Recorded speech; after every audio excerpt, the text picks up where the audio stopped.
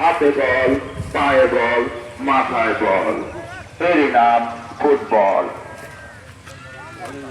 আজ বিকাল 4:30টার সময় ঐতিহ্যবাহী তেমুনিয়া ওয়াকিং পাঠশালা মাঠ প্রাঙ্গণে এক বিশাল ফুটবল ম্যাচের আয়োজন করা হয়েছে।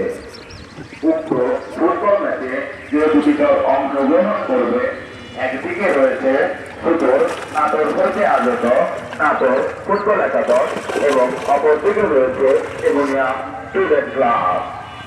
উক্ত ফুটবল ম্যাচটি দেখার জন্য আপনারা সবাই একদিকে রয়েছে শুধু নাটোর হইতে আগত নাটোর ফুটবল একাদশ এবং অপরদিকে রয়েছে তেমুনিয়া স্টুডেন্ট ক্লাব। উক্ত ফুটবল ম্যাচটি দেখার জন্য আপনারা সবাই আমন্ত্রিত।